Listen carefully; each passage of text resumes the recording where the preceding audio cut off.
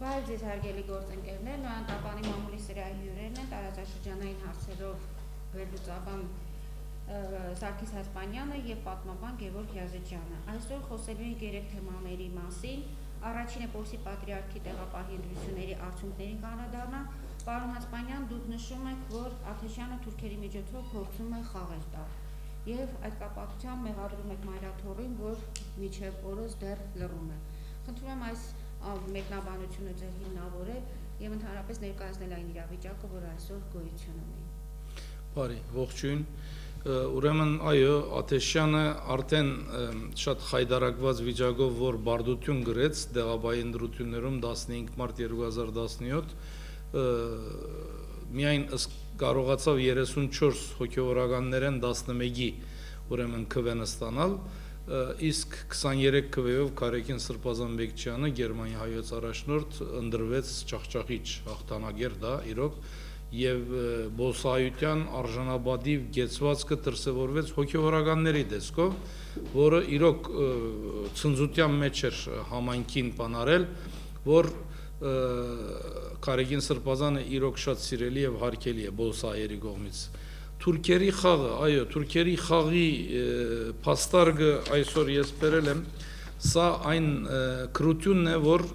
ընտրությունների ավարտից հետո, երբ բոլորը իրար են շնորհավորում արդեն Արամ Աթեշյանը Պատրիարքարանում որտեղի ունեցել մեծ դահլիճից շատ չխայնացած դուրս է գալիս, ասենց գադաղած վիճակով եւ գնում է իր սենյակից հենց այս նամակը վերցնում, փերում է, ասում է պետք է ժողովենք, որովհետեւ Իստանբուլի գուսակալությունը, նահանգապետարան կամ ուրեմն չի ընդունում այս ընտրությունները, ասում է ֆաքսով նամակ եմ ստացել ինքը։ Այսինքն այդ ամբողջ ընտրությունների ժամանակ ոչ մի ցայն չի անում։ Այդ նամակն է, որը դուք երևի Նոյան Տապանը գտնի իր վեբկայքեջում, բոլոր այո լրատվամիջոցները թող ունենան թուրքերեն է, բայց վրան երկու շատ կարևոր հանգամանք կա։ Թուրքիայի Հանրապետությունում պետական պաշտոնական ադյանները թուրքալեզու են գրառությունը անում, թուրքերենը այսպես ասած պաշտոնական լեզու է, այս նամակի վրա, ուրեմն որտեղ որ ինչի արդիվ է նամակը գրված է նյութ դեղաբահի ընտրություններ, չէ գրած թուրքերեն լեզվով, գրված է հայերեն դեղաբահ բառը, որը հետաքրքիր է, որտեղ բոլսո գուսակալության մեջ չեք գտնի մեկ մարդ, որը իմանա դեղաբահ բառը կամ դեղաբահը ինչ է Իրանից ներկայացնում։ Սա արդեն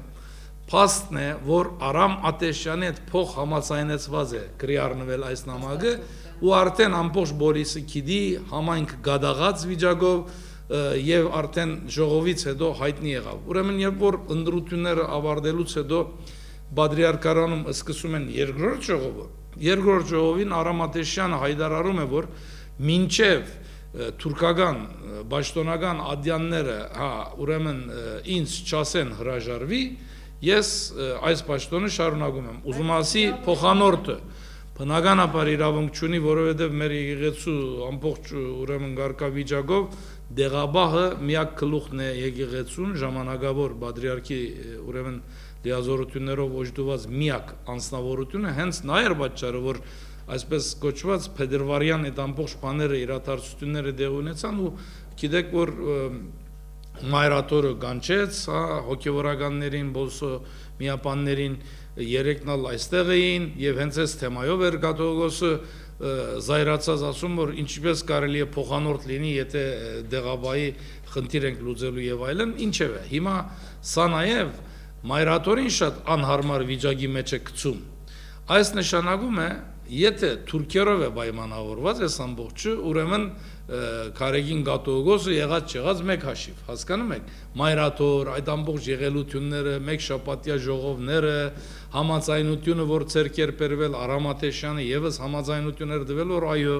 եւ որ դեղաբահի ընտրություն կայանա, ով որ դեղաբահ լինի, նա մեր եկեղեցու գլուխն է ու բնականաբար փոխանորդի, այսպես ասած, այդ կարգավիճակը, որը սդից մի հատ կարգավիճակ է եւ չեղած կարգավիճակ, ուրեմն արդեն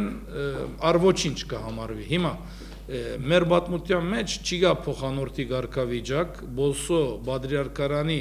պատմության մեջ իրոք որ աննախադեպ վիճակ էր, որ դա միայն թուրքերը ճանաչում են փոխանորդին, իբրև փոխանորդ, pedagogan պաշտոնական ադյանների մասին է խոսքը, իսկ հայկական կողմը ընդհանրապես չի ճանաչում, որովհետև չի եղել նման բան։ Մարդում գարձեք այսպես փերել նշանակել են իրենց մարդում, որը Արամ Աթեշյանն է։ Հիմա այս թնջուկից դուրս գալու համար ժողովին ամբողջ հոգևորականների, այսին 34 հոգևորականի մասնակցությամբ երկրորդ ժողովի մասին է Պատրիարքարանում շատ վեճեր վիճապանություններ են տեղի ունենում եւ այդտեղ նույնիսկ Արամին, այսպես ասած գոմ հանդիսացած է, երևի այդ 11 քվեն դվածներից են 3 մարդ, ուրեմն եւս Արամ Աթեշյանի թեմ են արտահայտվել ժողովի ժամանակ, ասելով որ հերիք եղավ, բոլ եղավ, 9 տարի է խաղացնում ես, հերիք չէ, այս ամբողջ սուրբ ուրեմն օջախը մեր Պատրիարքարանը հիմա ալ արդեն ապավինում ես գուսակալության, հիմա իրավական առումով այս թուղթը իրենից ոչինչ չի ներկայացնում, 0, այսին եղած մեկ աշի, ուզում է կրեն, նամակը ուզում է թող չկրեն, ընդհանրապես Թուրքիայի Հանրապետությունում pedagogan, պաշտոնական ադյանները չեն խառնվում ուրեմն հայոց ներքին խնդիրներին եւ դա բազմաթիվ անգամներ Էրդողանը, Դավութօղլուն, Արընչը, բարձրացան ասել են որ մենք չենք հասկանում, դա ձեր ներքին խնդիրն է, գնացեք ձեր մեջ լուծեք հարցը, ու մեզ ասեք ով է այդ այսպես ասած մարդը, ում հետ մենք այսպես հարաբերվենք, Թուրքիայի Հանրապետությունը միայն մի բանին է խառնվում, երբ Պատրիարքը ընդրվում է, արդեն ընդրված Պատրիարքի մասին է խոսքը, իսկ սա դեղաբայ ընդրություններ էր, որ դեղի ունեցավ ամսի 15-ին, Թուրքիայի Հանրապետությունը իրեն վեղարով, իր այսինքն հոգևորականի հագուստով, սկեմով, քաղաքացիական վայրերում ուրեմն հայտնվելու իրավունքն է ճանաչում, բարձ է, չէ՞։ Անկարան, այսինքն երբ որ մեր Պատրիարքը 85-րդը ընդրվելու է, ինքը իր հոգևորականի հագուստներով պիտի հանդես գա ցանկացած վայրում, որը պետք է Թուրքիայի համաձայնությունը դրա համար եւ մեր բոլոր Պատրիարքների համար մշտապես դրվել է, մի քիչ ուշանալու բանով, բայց դրվել է։ Ուրիշ որևէ տեղ առնչություն չունի թուրքական պետությունը։ Հիմա Արամ Աթեշյանը, ինչպես Սահակ Մաշալյան եպիսկոպոսը բազմաթիվ անգամներ բարձրաձայնեց, անընդհատ խաղաց, իբր թե թուրքերը խոչընդոտում են, թուրքական pedagogan իշխանությունները չեն թողնում, որ մենք կարողանանք մեր Պատրիարքը ընդրել, եւ այլն, այդ խաղերը 9 տարի դարավ, ամենավերջում արդեն մայրաթորում իբր թե ձնգեց, վերջապես, եւ ասեց շատ լավ, ես գնում եմ այդ կայլին, հենց տեղաբանդրվի արդեն ես չգամ, բայց այս ամբողջը ինքը եփել է, տեսեք, այդ երկրորդ ժողովից հետո որոշում է կայացնում այդ ամբողջ հոգևոր դասի ներկայությամբ, որ անմիջապես բոլսո գուսակալության քրություն է գնալու օֆիցիալ, որ ուրեմն դեղաբա ընդրված է, սրանից հետո կարելի է միայն Քարեգին arczepiskopos Բեկչյանի հետ փոխհարաբերությունները ունենան եւ արդեն մենք պիտի սկսենք Պատրիարքի ընդրության գործընթացը, որ 6 ամսյա ժամկետ է տրված։ Ուրեմն եւ ամիջապես ժամադրություն են խնդրել, որը պետք է դեղ ունենար 3 դեղի չունեցավ, թուրքերն ալ հիմա կսկսեն իրենց խաղը, ժամանակ չկա, սահմանադրական հարակվե կա իրանց մոտ, բազմասպաղ ենք եւ այլն, որպես իրավիճակը ցկցկեն, բայց այստեղ խնդիրը մեր եկեղեցու այսպես կոչված արդեն երեսը բրգելու խնդիրն է, որ թուրքերը կարողանում են մի ընդամենը անհետետ երկու նախատեսություն ուղարկելով հայկական համայնքի հոգևոր գետրոն Բոլսո Պատրիարքարանին, այսպես գազմալուծել դեղի ունեցածը, որը հնարավոր չի եւ ժողովից հետո երեգոյան հայտնի է դառնում, որ 1 օր առաջ ամսի 14-ին, Արամ Աթեշյանը ժողով է հրավիրել Պատրիարքարանում, որին մասնակցել են նաև ազգային տարբեր գազագերբությունների վարչականներ, որոնց անունները առայց րոպե չի ասվել, չի ասվում, ու դա սկանդալ է Բոլսայի համայնքի համար, այդ քաղաքնի ժողովի մասնակից անձերը երևի մի 10 հոգի էլի բոլորը, որոնց մեջ եղել են նաև հոգևորական դասից մի 2 հոգի, այդտեղ Արամ Աթեշյանը արդեն ընդրություններից մեկ գիշեր առաջ պատկերացնում եք, ինքը իրեն ձախել էլի, ասելով որ գիտեք, ես ինչքան գարձում եմ, որ այս Բոլսո գուսակալությունը չի ընդունելու, էլի այս վաղվա դեղ ունենալիքը, այս անգամ այդ վարչականներ իրեն հարց են տվել, որ Այդ որտեղից է վաղ ընդրություններն է հիմա որտեղից հանեցիր էդի երազ ես տեսել իրեն հարց են ուղղել ինքը ասել է չէ դե գիտեք միշտ էլ թուրքական pedagogan ադյանները բան են էլի մինչև այսօր խոչընդոտ են հանդիսացել իրենք ասեն երբևէ թուրքական ադյանները խոչընդոտ չի հանդիսացել ինչքան հասկանում եք դու էիր այս ամբողջի եփում ու արդեն մեկ օր առաջանից ինքը ուզեցել է այդ համայնքային առաջնորդող անձանց այսպես ասած գեցվածքը բանանել հասկանալ երբ որ նույնիսկ իրեն շատ գողմնագից շատ այսին արամական կարելի ասել էլի արամի համար գանգնած այդ ազգային մեր ճագերդի մեջ ասեմ ջոչերից 3-ը նույնիսկ ասել է լսի եթե նման բան եղավ մենք բادرազմ հայտարարենք հերիք է վաղ ընդրությունները պետք է լինեն ով ընդրվեց վստահության կվենեսացավ նա էլ դառնալու է մեր դեղաբա հայրը եւ մենք իրենք ճաշտելու ենք վերջ Արամը դեսնելով որ անհույս է նույնիսկ այդ վարչականները որ իրեն այսպես համագրող շրջանակներից են իրեն թողնում են մենակ մյուս օր այդ ընդրություններին գնում է ու շատ հետաքրքիր է որ ընդրությունների ավարտից ուրեմն գեշ ժամ հետո է այս նամակը դխրահարճակ նամակը մեջտեղը հանում որ գրգին անգամ եմ ասում սա արվոչինչ նամակ է ինքը իրանից ոչինչ չի ներկայացնում եւ որևէ իրավական ուժ չունի որովհետեւ գուսակալությունը որևէ առնչություն չունի հայկական հայոց պատրիարքարանի հետ կապված խնդիրներով հիմա ուրեմն Կարեկին Սրբազան Բեկչյանը եւ Սահակ եպիսկոպոս Մաշալյանը արդեն 3 հայտարարությամբ են հանդես եկել ուրեմն Կարեկին Սրբազանը հայտարարել է որ սպասվում է ժամադրությունը Բոսո գուսակալության հետ եւ Սահակ Սրբազանը եւ Արամը իրար հետ պետք է գնան ու իրենց բացատրեն որ սա մեր ներքին խնդիրն է դուք այստեղ գործ չունեք եւ Արամը պետք է ասի որ ես հրաժարվում եմ չի գա փոխանորդի ճաշտոն ծեր միակ այսպես ասած ում հետ որ պետք է հարաբերվի արդեն դա Կարեկին Սրբազան Բեկչյանն է բայց որը ինքը չի անելու այսինքն մենք հույս չունենք որ այդպիսի բան անի որովհետեւ այդ անելու համար մարդուն փարոյականությունը հարգավոր որոչունի սրբությունը հարգավոր որոչունի այս մարդը մանգլավիկ է ընդհանրապես խրտվիլակ Անկարայի կողմից եւ ինչքան կարողացան կխղացնել բայց հայերեն ասացված կասում է չգա չարիք առանց բարիք սա հենց այդ է հիմա ովքեր Արամին առայսօր փոքրի շատ է փորձում էին պաշտպանել նրանք եւս ցերկերը լվացին Արամը մնաց մենակ երևի եթե բարան դվող լինի իրեն կգախվի էլի մի դեղից հարմար որովհետև դա իրոք որ խայդարագություն է մեր եկեղեցում ու հիմա դարօրինակ է ինչպես դուք նշեցիք մայրաթորը լռում է այսինքն ամենայն հայոց կաթողիկոսը անմիջապես կարող էր զանգահարել Արամին նույն օրը թե շնորհավորել Կարեկին Սրբազան Բեկչյանին ընդրվելու մենք ինչքան մեզ չի հասել նման բան ես բոլիսի հետ խոսել եմ եւ անցամ Կարեկին Բեկչյանի հետ խոսել եմ հեռախոսով նման բան դեղի չի ունեցել նախ ուրեմն պետք է շնորհավորել ընդրված դեղաբահին ի պաշտոնե եւ երկրորդը ամիջապես Արամին ասել ես ի՞նչ խաղեր ես տալիս վերջ ընդամենը մի հատ զեկույց պիտի պատրաստեք պատրիարքարանում եւ ասեք հայտարարեք ամբողջ աշխարհով մեկ որ դեղ ունեցել է սա ամեն ինչ եկեղեցու կանոններին համապատասխան իրավիճակով եւ վերջ սա բիդարվի որը մայրաթորի այսպես ասած բանը անցայնությունը ինձ է թվում էլի երևի թե պայմանավորված է այդ Բոսո պատրիարքարանի Թուրքիայի Հանրապետության վարչական տարածքում գտնվելու հանգամանքի հետ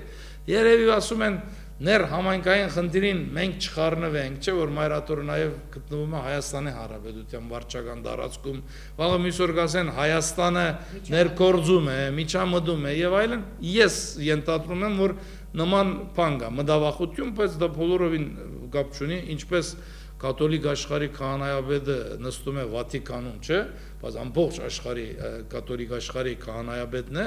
այդպես էլ մենք ճանաչում ենք, այսինքն Բորիսը, իբրև նվիրաբադական աթոռ էջմիածնական թեմին է պատկանում մեր եւ որևէ խնդիր չի գա այդտեղ, որ ամենայն հայոց կաթողիկոսի դիդրոսը ունեցող մարդը ուղղակի չհարքի իր 23-24 փետրվարին մայրաթորում դեղ ունեցած ժողովների արդյունքը, որ մայրաթորն էր հրադարագել, հիմա պետք է դեր կանգնի։ Առայժմ այս կանը կարելի ասել, բարեբախտաբար Բոլսայի համայնքը իրոք արժանապատիվ գուր փանակ դառնալու ընթացք է ապրում, չգաչարիկ առանց բարիք հենց հadoop դրա համար ասեցի, եւ բոլորը սկսել են արդեն ասել, այս որտեղից է լավ թուրքերը ինչ կապ ունեն մեր հետ, հա, սա մեր ներաշխարհն է, մեր սրբությունն է, մեր եկեղեցին, մեր բադրիարքարանը, հա, միթե կարող է մի մարդ խաղա մի ամբողջ համայնքի հետ բան, ու սկանչելի է գնում։ Ես կարծում եմ, որ այս ընթացքը շատ ուրեմն բարեհաճող ավարտ ունենալու, Պոլսո Գուսակալության հետ հանդիպման արդյունքում դեղաբահ Կարեկեն Սրբազան Բեկչյանը արդեն որ ինքնին դեղաբահ է 2 օրի վեր կդեղափոխվի բադրիարքարան, հա, առայժմ դեռ Պոլսո բադրիարքարանում չի, եւ արդեն կսկսի Պոլսո բադրիարքի ընդրության գործընթացը տեխնազուները կգրանցվեն եւ նման խայդարակ իրավիճակի արդեն այսքան բացահայտ զրացող մեջտեղ գալուց հետո շատ քիչ է հավանականությունը, որ Արամ Սրբաբիղձ Աթեշյանը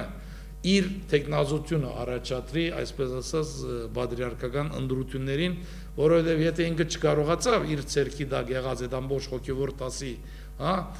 ուրեմն քվեին, վստահության քվեին արժանանալ, շատ լավ գիտի, որ նույնիսկ 0.01% չի կարող ստանա, եթե բադրիարքի տեխնազություն առաջադրի։ Այսքան երևի թե եղելության մասին, եթե հարցեր լինեն, կմեկնաբանենք։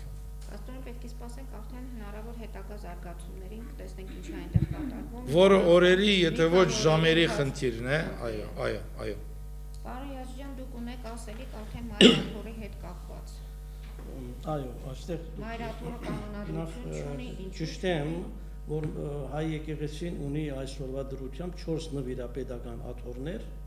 2 պատրիարքություն, Պոլսո եւ Երուսաղեմի, եւ 2 կաթողիկոսություն, Մայրաթոր Սուրբ Էջմիածինի եւ Կիլիկիո կաթողիկոսությունը Լիբանանում է կենտրոնը։ Ի տարբերություն 2 պատրիարքությունների եւ Կիլիկիո կաթողիկոսության այսօրվա դրությամբ եւ միայն ոչ այսօրվա դրությամբ, այլ ռուսական կայսրության արդեն 100 տարի է կործանված այդ կայսրությունից հետո չունի կանոնադրություն։ Այսինքն առաջնորդվում այսպես ասած ավանդույթային օրենքով։ Իսկ մյուս 3 ունեն, օրինակ Բոլսո մասին որ խոսվեց, դա հիմնականում առաջնորդվում է ազգային սահմանադրությամբ, այդպես է կոչվում, Օսմանյան կայսրության ժամանակ 1860-ին ընդունվեց, որոշակի փոփոխություններ մինչև 1863-ին հաստատվեց եւ գործում է շուրջ 154 տարվա այդ կանոնադրությունը, որը ի դեպ նաև պետք է բարեկարգման ենթարկվի եւ այս որոշակի խնդիրները, որոնք առաջացան վերջին շրջանում կապված այս Աթեշյան կոչեցյալ Արարատի հետ, նաև ինչ որտեղ կապված են այդ բարեկարգումը չլինելու բարակային, որտեղ 150 տարի առաջվա պայմանները տարբեր են, այսօր տարբեր են, յանք առաջ են տանում, բայց համապատասխան կանոնադրական, այսինքն իրավական փոփոխություններ կամ չեն կատարվում, կամ թեթև են կատարում։ Երուսաղեմի պատրիարքությունը ինքը արդեն միաբանություն է արդեն, առանձին միաբանություն, մենք ունենք 4 նվիրապետական աթոռ եւ 3 այարակելական եկեղեցու մասին է խոսքը, 3 միաբանություններ։ Մեկը Մայրաթորի միաբանությունն է, երկրորդը Երուսաղեմի միաբանությունն է, երրորդը Կիլիկիո աթոռի միաբանությունն է։ Երուսաղեմի աթոռը ինքը որպես Սրբոս Հակոբյանց միաբանություն ունի իր առանձին կանոնադրությունը եւ այդ կանոնադրությամբ գործում է, որը ճանաչված է Հորդանանի պետության կողմից, նաև Իսրայելի կողմից, որտեղ փաստորեն 2 պատկանելություն կա այնտեղ, գիտեք, Պաղեստինյան հարց եւ այլն։ Խնդիրը այս բարակային մայր աթոռի կանոնադրության չգոյության մասին է։ 1836-ին, երբ ուրեմն Ռուսաստանը արդեն գրավել էր Արևելյան Հայաստանի հիմնական մասը, ռուսական կայսրությունը հայ առաքելական եկեղեցու համար մշակեց իր կանոնադրությունը, հենց ռուսերեն բառով էլ ճանաչվում, Պոլոժենիա, որով առաջնորդվեց լավ վատ, մի խոսքով դա նաև ինչ-որ ռուսական իշխանության տակ բահելու խնդիր էր լուծում Մայրաթորը եւ Մայրաթորի միջոցով նաև որոշակի ռուսական ազդեցության տարածումը աշխարհատարած հայության թեմերում։ Ինչպես նշեցի, ուրեմն կոմունիստական այդ հեղաշրջումից հետո կամ հեղափոխությունից հետո ուրեմն շեղյալ հայտարարվեց նաև այդ կանոնադրությունը, բայց նորը չմշակվեց։ Կիսատ բրատ լուծումներ տեղի ունեցան, նախապես եթե Պալաժինիայի ուներ Մայրաթոր ուներ սինոդ, Սուրբ Սինոդ էր կոչվում, որին վերահսկում էր Ռուսաստանի իշխանությունների նշանակած պրոկուրորը, այսպես ասած, 1925 թվականին Գևորգ 5-րդ Սուրենյանց կաթողիկոսի հրամանով ստեղծվեց Գերագույն հոգևոր խորհուրդը, այսինքն իբրև այսպես հավաքական մի մարմին, որը ղեկավարի գող կլինի ամենահայոց կաթողիկոսին եւ ղեկավարի մայրաթորին։ Մինչեւ այսօր գործում է այդ Գերագույն հոգևոր խորհուրդը, շուրջ արդեն 92 տարի, բայց նրա կանոնադրությունն էլ չի փոխվել։ Շատ բան է փոխվել աշխարհում, բայց մեր մոտ ստատիկ է։ Հիմա այստեղ ինչու այսպես դեղ ունեցավ, ուներ իր խնդիրները։ Ինչպես գիտենք, մանավանդ 20-30-ական թվականներին եկեղեցու դեմ հալածանքները Ստալինյան շրջանում ընդհանրապես չէր կարող որևէ բան կատարվել եկեղեցու հետ լավ իմաստով։ Բարեբախտաբար, ինչպես քիչ առաջ նշեց այդ բառը գործածենք, չկա ճարիք առանց բարիքի։ Երկրորդ աշխարհամարտի ժամանակ Ստալինը ինչ որտեղ ստիպված էր որոշ զիջումներ անելու նաև հայ-առաքելական եկեղեցուն, թույլատրեց ազգային եկեղեցական ժողովի կայացում 1941-ին եւ 45-ին, 45-ին ընտրվեց Գևորգ 5-րդ 6-րդ Շորեկչյանը որպես կաթողիկոս, բայց նա եւ ծերության պատճառով եւ Ստալինյան հետ բռնաճնշումների հետ միջավայրում չէր կարող շատ բան անել, 54-ին նավախշանվեց, հետո ընտրվեց Վազգեն Վեհապարը։ Վազգեն կաթողիկոսը 39 տարի գահակալեց։ Իր ժամանակ արդեն սկսվեցին նոր կանոնադրության կազմության աշխատանքներ։ Այստեղ սակայն առաջացավ մի լուրջ հարց։ 55 թվականի 50-ականների կեսերին հայ եկեղեցին պարակտվեց քաղաքական պատճառներով, որը նաև անդրադարձներ Սարը պատերազմին,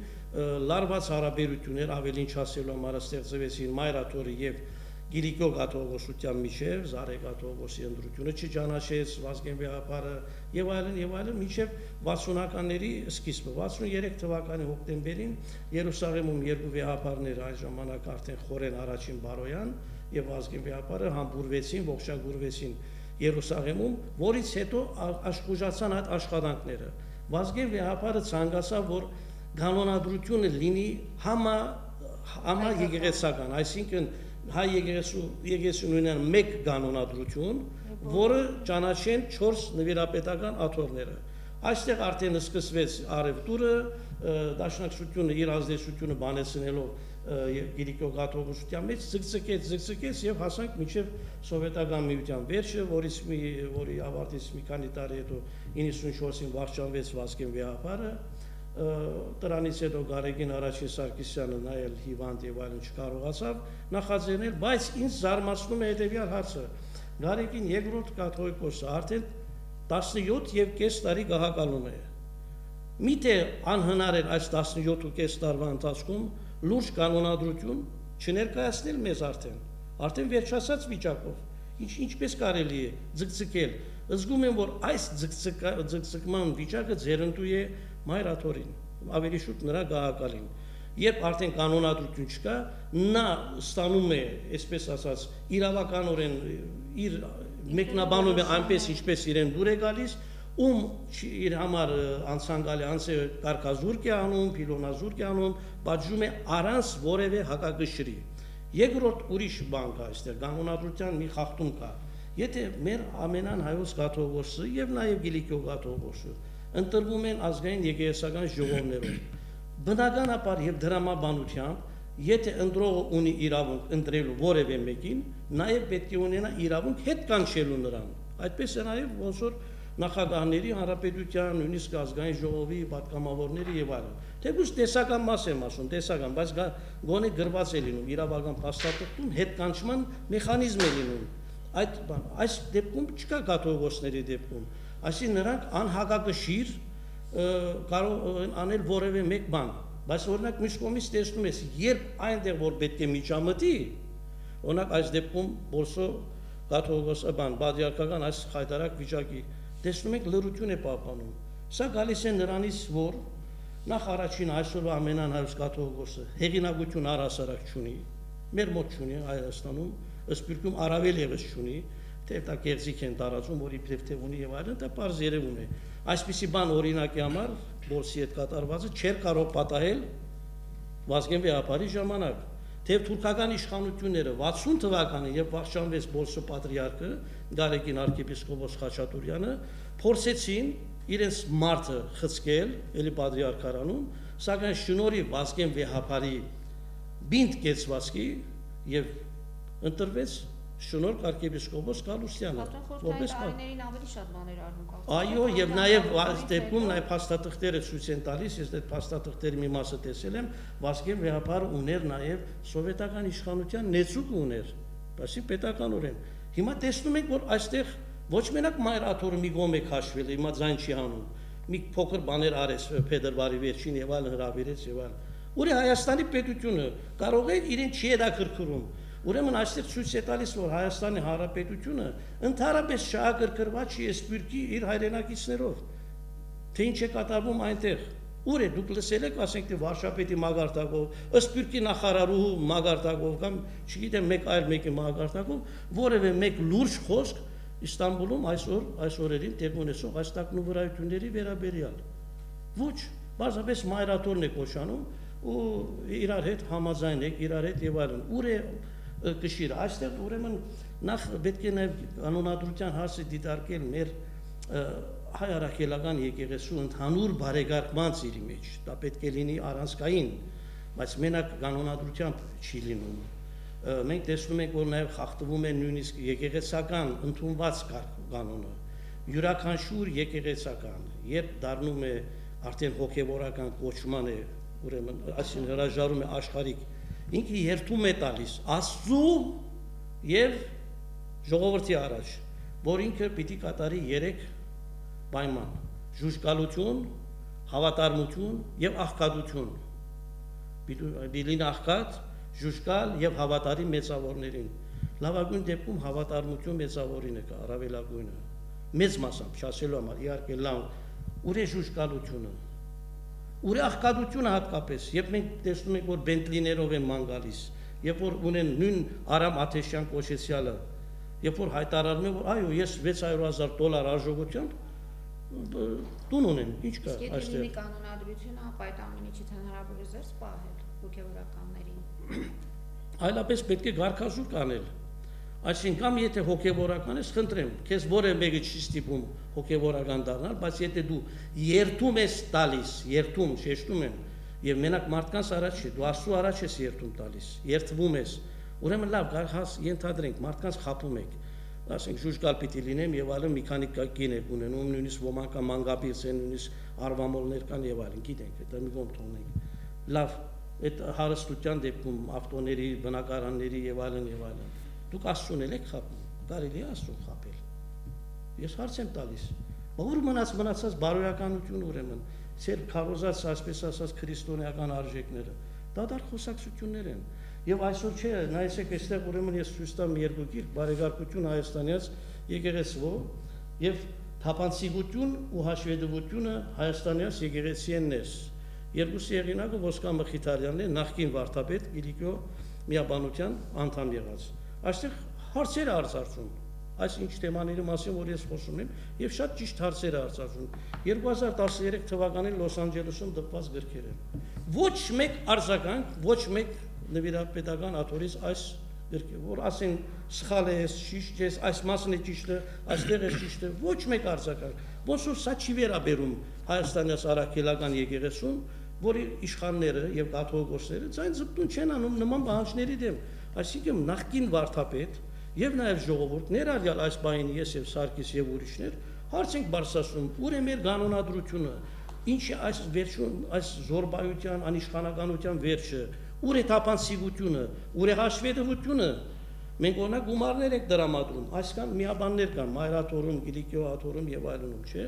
Նույնն էլ ասենք Բոլսում, չէ՞, վարդապետներ կան Երուսաղեմում։ Մի հատ մեծ տարեկան հաշիվ տալիս են, թե ով ինչ է անում դրանց մեջ։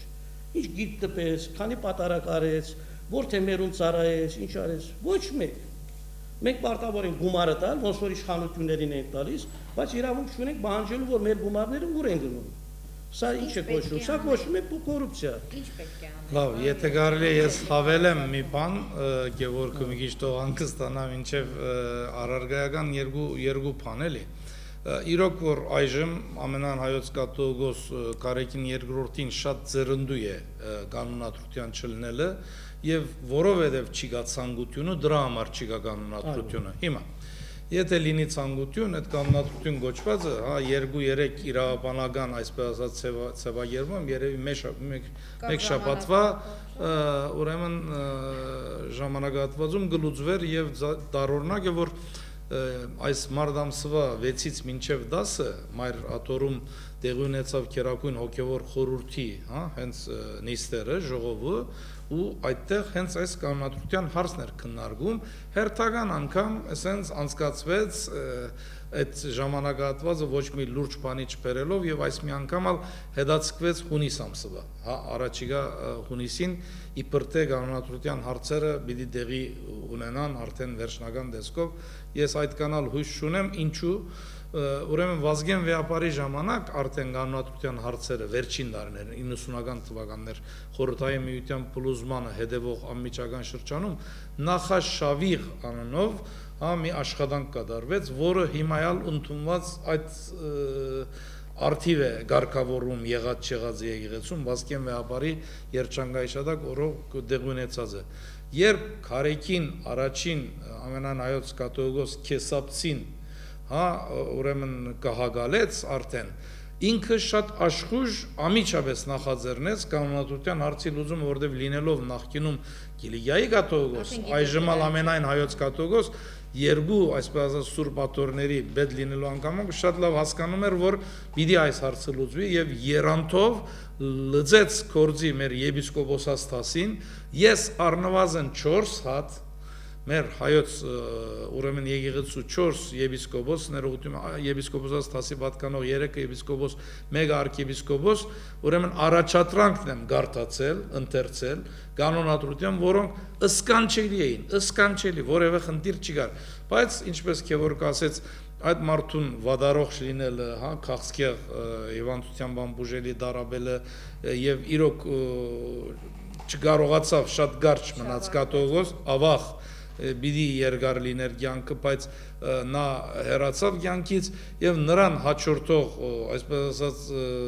անձնավորությունը, որը այժմյա կաթողիկոսն է, եկավ միանձնյա բռնապետական, հա, աբարանցուն հարիր, այսպես ասած, թուրու ցերկը գդրիչ, հա, Կարեկին երկրորդի ուրեմն աշխարհի կանոնը գդրիչ է, ինչ ուզում անում է եւ ոչ ոք հիմա գա արդեն մեկ գազագերբություն եկեղեցու մեջ, որ ավելի բարձր է, քան ամենայն հայոց կաթողիկոսը, դա եպիսկոպոսած ժողովն է, եպիսկոպոսած ժողովները շատ դժբախտաբար շատ քիչ են հավաքվում, հենց ինքը ամեն ինչ անում է, որ չլինի եպիսկոպոսած ժողովներ եւ եպիսկոպոսած ժողովների ժամանակ ամեն ինչով բոլոր այդ եպիսկոպոսած տասին, հա, լրացնելու, վախեցնելու, հա, ինչ որ երևի մեթոդ եմ մշակել, որ իմ ճանաչած կոնե մի 6-7, հա, երիտասարդ եպիսկոպոս, որ անդամ են եպիսկոպոսած ժողովին,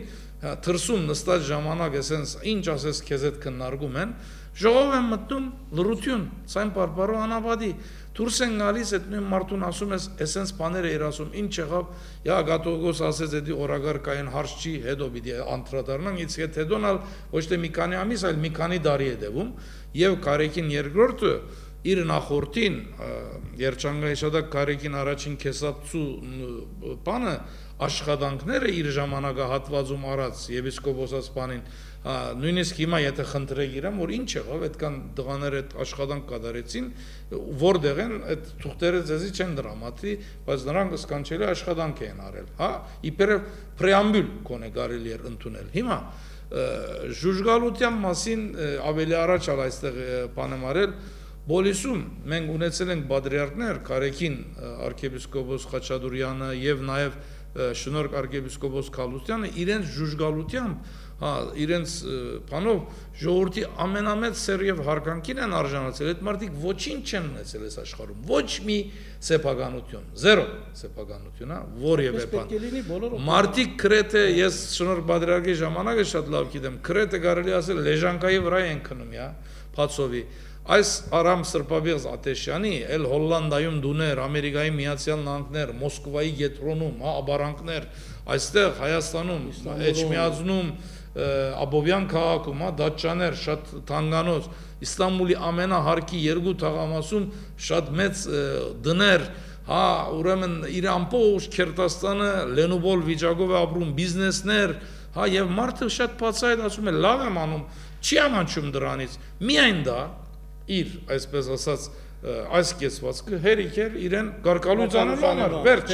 եթե լիներ այդ կանոնադրություն գոչվածը, որը առանց կանոնադրության Քարեկին երկրորդը ումուզի գարկալույց է անում, առանց որևէ պատճառի, եւ ոչ ոք իրանից չի կարողանում հաշիվ պահանջել, որ ես ինչ ես անում, հա, ինչպես կարելի է այդ հոգևոր տասին, այսպես գդրես էլի, հա, այդ նույնիսկ իրանից այդ հաշիվը պահանջելիքը եպիսկոպոսած ժողովն է, որը կարող է իրեն պաշտոնազուր կանի եպիսկոպոսած ժողովը, եթե ուզի Հա, պատկերացնում եք, այո, եթե ուզի, եպիսկոպոսական ժողովը հավաքվի, որոշում կայացնի, որ այսօրվանից թաթարում է ամենայն հայոց կաթողիկոս Քարեկին երկրորդի իրավասությունները կդադարի գործելուց։ Բայց դժբախտաբար մեր երիտասարդ սերունդի եկեղեցականները այս պայքարը թեգուզ այսպես ասած ոչ բացահայտ, հա, մենք բարձրաձայնում ենք, մենք աշխարհիկ ենք, հա, բայց շատ կուզենայի որ հոգևոր դասի պատկանող մարդիկ իրոնք Աստուծո հետ ժողովրդի հետ իրենց արած ուխտին հավատարիմ մնալով բարձրաձայնեն այս հարցերը եւ հասարակությունը իմանա եկեղեցին փակ մի հատ բան է, էլի Պանդորայի դուփ, հասկանում եք, եւ չգիտեմ ինչպես պիտի բացվի աշխարհիկ պետությունն է, այո, Հայաստանի Հանրապետությունը առանցին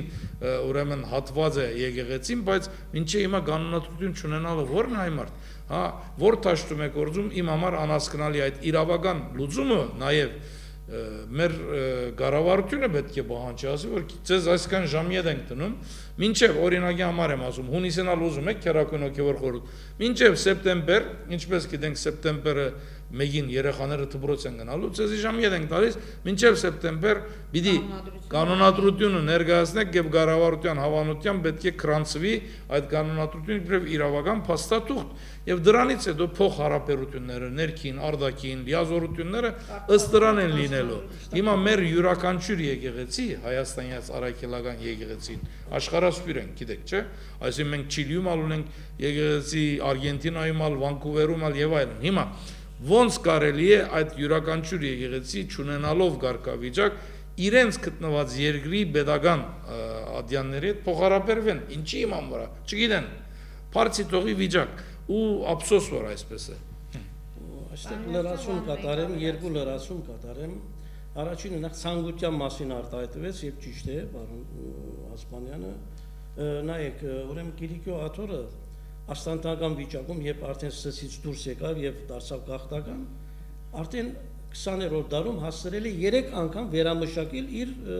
կանոնադրությունը, որը նույնպես հիմնված է ազգային սահմանադրության վրա։ Առաջին 1941 թվականին, երբ նույնիսկ Կիրիկո Աթոռը գահակալ չուներ, տեղապահեր պատերազմի ժամանակ, պատկերացնում եք, 41 թվական աշխարհամարտ, բայց որտեղ զգացին, որ դա անհրաժեշտություն է, մշակեցին առաջին կանոնադրությունը Կիրիկո կաթողիկոսության, որը վերանայվեց 1965 թվականին, 24 տարի հետո, եւ նաեւ երրորդ անգամ արդեն բարեփոխվեց 1995 թվականին Արամ կաթողիկոսի ընտրության ժամանակ։ Այսինքն յուրաքանչյուր 25-30 տարի մեկ հաշվի առնելով աշխարհում եւ հայկական միջավայրում տեղի ունեցող փոփոխություններ փորձում են քայլ պահել օրվա հետ։ Թե էլի այնտեղ ուրիշ հարցեր կան, ասենք թե հիմա այնտեղ իրավական այդ նորմեր ինչպես են կիրառվում եւ այլն, բայց իրավագիտությունը լեզվի նման է, միշտ փոփոխական վիճակ է, իսկ այսպես ստատիկ վիճակը դա ձերընտու չէ, այսինքն հայության համար ձերընտու չէ, մինչև երբ այսպես բան պիտի մնա, իսկ այստեղ Սարգիսը ակնարկեց, որ ինչու մեր հատկապես երիտասարդ հոգևորականները ձայն չեն բարձրացնում եւ այլն, նշենք, որ նրանց միջից որոշները, որոնք օծված են, ձեռնադրած է Գարեգին երկրորդը, հասկանալի է, որ ձայն չեն ուզում ասել, բայց առանձին խոսակցությունների ժամանակ հայտնում են իրենց դժգոհությունները, իրենց ասենք թե մեծ հատկապես գամայական կարգալուծության վերաբերյալ։ Մի այսպիսի փաստ ասեմ, որը վերջերս ես հանդիպեցի ու ամոթ եմ զգում։ 1908 թվականին Մայր Աթոռի, ուրեմն այդ օրերի տպարանի տեսուչ Երվանդ Դեր Մինասյան, հետագայում նշանավոր հայագետ, լույս է ընծայում մի հոդված Մայր Աթոռի Արարատ ամսագրի 1908 թվականի հոկտեմբերյան համարում, վերնագիրը Հայոց եկեղեցու վերանորոգման հարցը։ Այդ հոդվածը դուրը չի գալիս օրվա կաթողիկոսական տեղապահին, Խրիմյան հայրիկը մահացել էր եւ հաջորդը Մատյոս Իզմիլյանը դեռ չէր ընտրվել եւ նա հրահանգում է նախ առաջին 1514 օրինակ տբականակը չտարածել, երկրորդը հանել է տալիս այդ հոդվածը տվյալ համարից եւ ի ներկայության ամսագրի խմբագիր Գարեգին Վարդապետ Պոսեփյանցի հետագային առաջին Սեփյանց կաթողիկոս Գիլիկյո եւ նույն հոդվածագրի Երվանդ Վարդապետի նաեւ նոր խմբագիր Մատյոս Վարդապետ Մատյոսյանը եւ ինչ որ մեկ այլ անձի քարտուղարի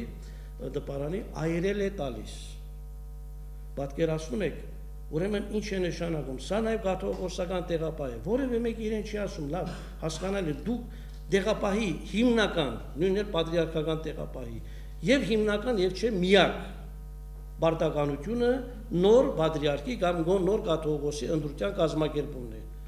Ուրիշ այսպիսի վարչական գործողություններ դանելու, մեկին կարգալույս անելու, մյուսը հոդված այրելու իրավասություն չունի։ Այսինքն այդ դեպքում Գևորգ arciepiskopos Սուրինյանցը տեղապահ Գևորգ 5-րդ դարսավ գերազանցել է իրեն տրված իրավասությունները։ Ինչպես որ այսօր Արամ Ատեշյանն է գերազանցում։ Այսօր կա տեղապահ, ինքը վերջ, ինքը պարտավոր է ենթարկվել տեղապահի բոլոր կարգադրություններին։ Իսկ տեղապահն էլ իրավունք չունի սրան կարգալույս անի, նրան կարգալույս անի եւ պիտի կազմակերպի նոր պատրիարքի ընտրություններ։ Այս բոլորը պետք է կանոնադրական կարգավորում ստանան։ Եվ ճիշտ է ասում Սարգիսը, ցանկության խնդիր է, այսօր եթե ցանկություն կա, մեկ ամսում կարելի է այդ ամբողջ փաստաթուղթը բերել իրավական վերջնական տեսքի եւ մատուցել հանրության։ Այսինքն ընդունել տալ իհարկե նաեւ դրա համար պետք է նաեւ ազգային եկեղեցական ժողով գումարվի, որը նույնպես չի գումարվում, ցավոք սրտի դա նաեւ կանոնադրական խախտում է։ Մեր մոտ այնպես է ստացվել, այսպես է լինում մայրաթորի դեպքում, որ ազգային եկեղեցական ժողով գումարվում է միայն կաթողիկոս ընտրելու համար։ Ոչ, այդպեսին չէ։ Այդ դեպքում անել։ Ազգային եկեղեցական ժողովի պատգամավորների 2/3 աշխարհականներ են, այսին հասարակության ներկայացուցիչներ։ Այլ բան, որ նույնպես այնտեղ լինում են կեղծիքներով պատգամավորների ընտրություններ, այսին գալիս են յուրայիններ, կաթողիկոսի այսպես օրվա կաթողիկոսի կամ նրա մոդիկների մարդիկ գալիս են, այսպես ասած անցկացնում են եւ իշխանությունները նաեւ միջամտություններ ելնում, հասկանալի է։ Պարսկական դիրապետության ժամանակ պարսիկներն են միջամտել եւ այլն, դրա օտարները պիտի միջամտեն, բայց եթե մենք թույլ տանք, նրանք կարող են միջամտել։ Այստեղ է կայանում մեր հիմնական խնդիրը։ Եվ դա մենք թույլ ենք տալիս, որովհետեւ կան կանոնադրական կամ բացեր որոշ կանոնադրություններ սումիտ, իսկ այլ դեպք որ ասենք մայրաթորի դեպքում որ չունի վերջնական կանոնադրություն չկա, արդեն այստեղ լրիվ կամայականություն է ավելի շուտ օրվա կաթողիկոսի կամ այդ դիրքը զբաղեցնողի լրիվ կմաճներն են։ Գևորգի, եթե մենք թույլ տանք եկեք տեղափոխենք բոլիս Բոլսա հայ համայնքը Արևմտյան Հայաստանի եւ Գիլիկիայում ապրող բնակվող հայությունն ալհեդը եւ հոգեվոր տասը իմ քաղաքում Ալեքսանդրետ ծննդավայրում Տեր Ավետիսը օրինակ հոգեվորական թույլ չի տալու թուրքերին թուրքական pedagogical խառնվել իր գործերին եւ դուք դա կտեսնեք այդ աստիճանի արժանապատիվ գեցված եթե մենք Հանրապետական Թուրքիայի վարչական տարածքում կարողանում ենք ինչպես կարելի է Հայաստանի Հանրապետությունում լրել հասկանում եք ահա թե ինչ պետք է անել հիմա ամեն անգամ վախենում են այդ հոգեվորականները դուք բազմիցս հրավիրել եք իրենց որ եթե մեզ եք հրավիրում նրանց ալ հրավիրեք թող փանավիժենք եթե ասելիք բանական խոսք ունեն խնդրեմ մենք լսենք կարող է իրենք ճիշտ են ասում մերը սխալ է բայց իրենք չունեն այդ այսպես ասած չեն կարող հանդգնել էլի վախի մտնոլորտի մեջ չի կարող հոգևոր բարոյական արժեքներից խոս լինել հասկանում եք անունը եկեղեցի նշանակում է ժողովուրդ հա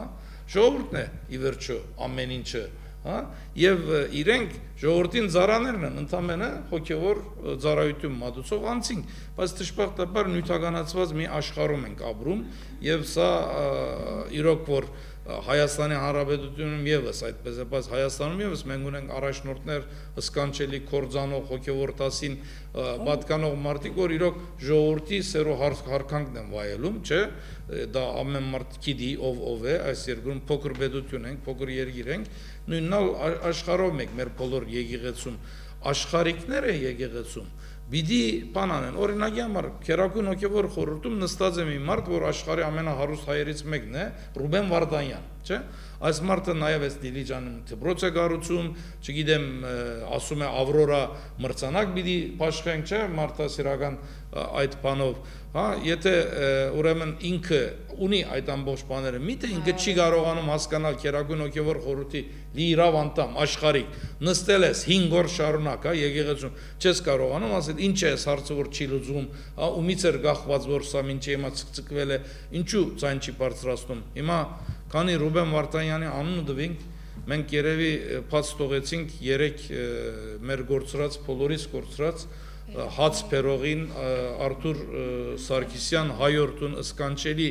մի մարդ հայի իսկական դեսագի խորհրդանիշ դարձած, հա, սրբության սրբոց հաց փերող, հաց տանողի ուրեմն անվամբ մշտապես հիշելի այդ մարդուն Ավրորայի մրցանակը այդ Ռուբեն Վարդանյանը առանց որևէ այլ բանի պիտի իր գենտանության օրոք տար այդ տղային, բայց քոնե հիմա հետ մահու անպայման պետք է Արթուր Սարգսյանը մեր այդ սիրելի եղբայրը ըստանա մարդասիրության այդ ամենաբարձրակույն բարգև հայկական ուրեմն Ավրորա մրցանակը, սա առաջին։ Երկրորդը ես կարծում եմ, որ իրոք աննախադեպ մի իրավիճակ է ստեղծվում մի պետության մեջ, որ ազգաբնակչության, հա, ջնշող մեծամասնությունը, հա, մի մարդու նման իրեն եղբայրը համարում, մի դղային, մի հայորդուն, որուն ես վստահ եմ այդ մեր հայրենագիցներից մեծ մասը ընդհանրապես չի տեսել, չի առնչվել, բայց համարում է իրենը։ Արթուրը Սարգսյան Արթուրը հացբերողը մեզնից մեկն էր, հասարակ մահկանացու, իսկական ժողովրդի զավակ, հա, իր ազգի լավագույն հատկանիշները ուրեմն գրող անձնավորություն եւ ցույց տվավ իր արարքով, հա, ինչքան բարձր կարող է գայնել հայ մարդը, հա, նույնիսկ անելանելի թվացող վիճակներում իր նեղության մեջ հայտնված եղբայրներուն ցերկ մեկնելով, հաց տանելով, ուրեմն ես Գևորգ բոլորս ուրեմն զնգում ենք նրա խնգելի հիշադակի առաջ, ուրեմն նա չի մոռացվի, նրա հիշադակը վառ կմնա եւ ես կարծում եմ որ նրա քոնե հողին հանձնելու արարողությունը թաղման թափորը պետք է 100,000-ներով մարդիկ մասնակցեն եւ մենք հողին անցնենք մի մարդուն որ ամբողջ աշխարհը այսպես ասած դեսնի որ նա այդ օրվանից սկսյալ դառնում է անմահ էակ, իմ համար անմահ էակ է եւ այս մի անգամ քոնես անհեթեթ ընդրարշավ գոչված ժամանակահատվածում, հա, եւ նաեւ բախքի շրջանն է Սուրբ Զադիգենք թեպի գնում, հա, զադվենք էլի չարից, հա, Փարին հաղթանակի քոնե փարոյական գեցվածքի դրսևորմամբ ես հույս ունեմ որ մեր ժողովուրդը